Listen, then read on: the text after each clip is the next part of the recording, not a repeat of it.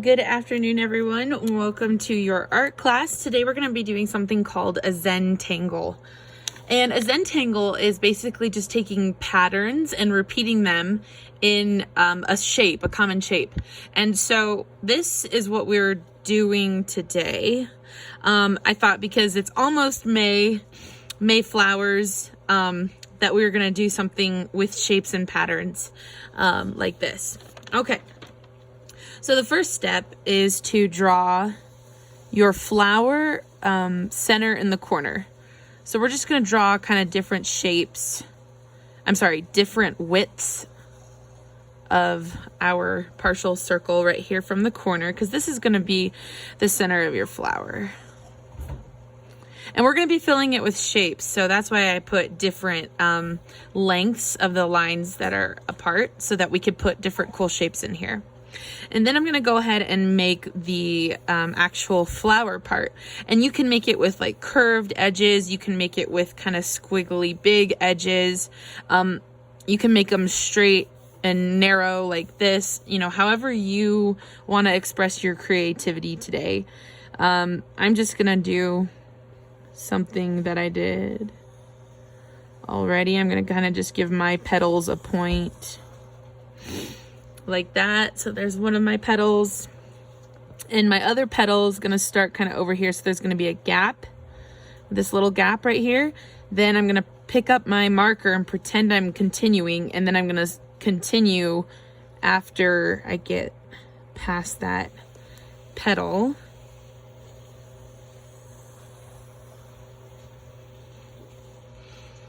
Yeah.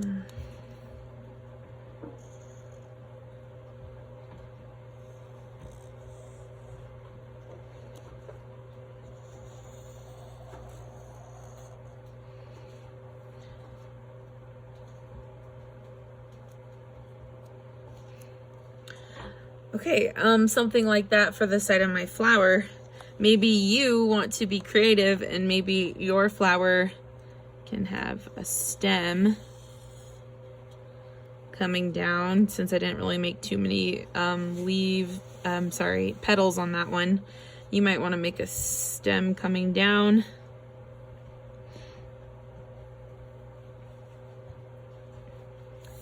And you could put a leaf right there. That just means you have more patterns to work with, and eventually, you know, it might stand up like this, but we're gonna work with it sideways right now.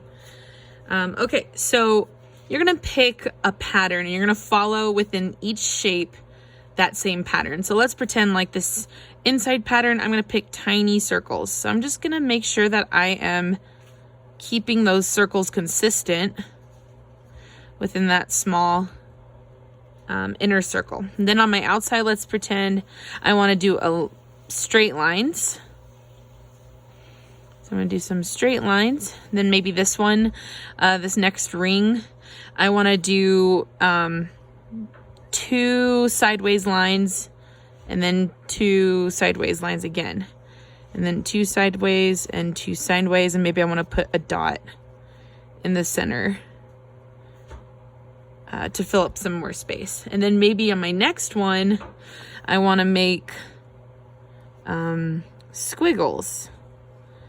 So I'm gonna make squiggles like here. And then maybe I can make squiggles going the opposite direction or stacked on top of it.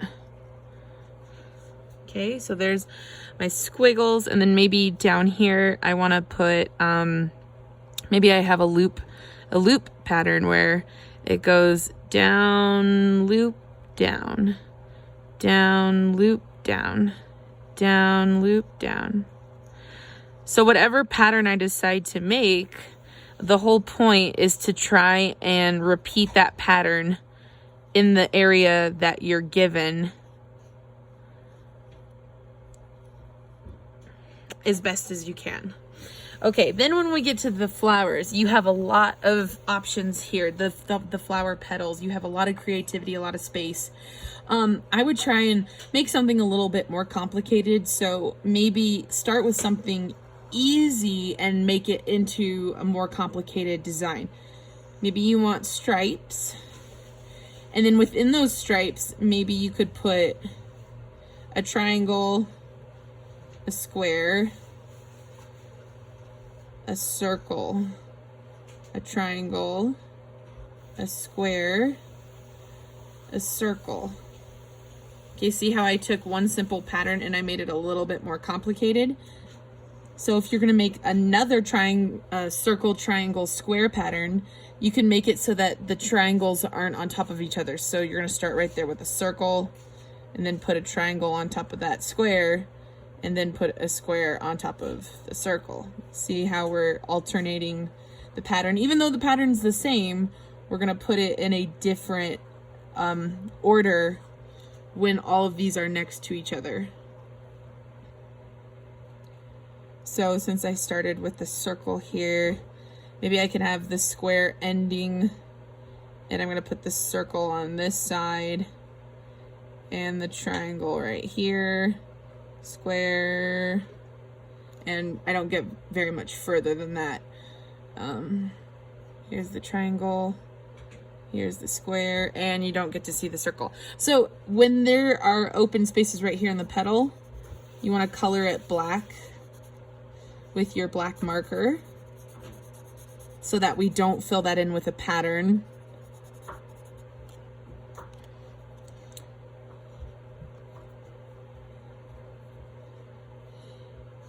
So you're just repeating, and it will take a little bit of patience and a little bit of time, especially to do it nicely, and make sure you're not rushing it, because if you rush it, it's not going to look very cool. Maybe for your next design on this petal, you want something to do with like half circles. So what I did in mine is I put half circle, like that, and then I'm going to start another set of half circles on here, on this side. Then maybe I can start more half circles on this side. And then you keep just bouncing around your pattern, even though they're all going in the same direction. You're starting it in different places.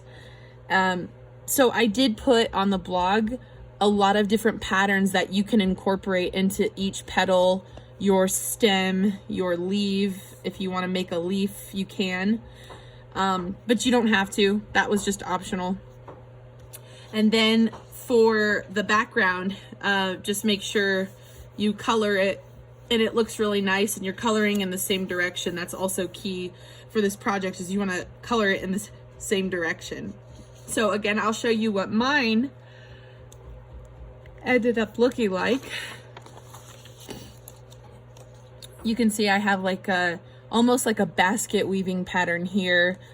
I did 4 stripes diagonal this way, and then 4 stripes up and down going right underneath it with the diamond, and then I did the 4 stripe cross pattern again with the diamond.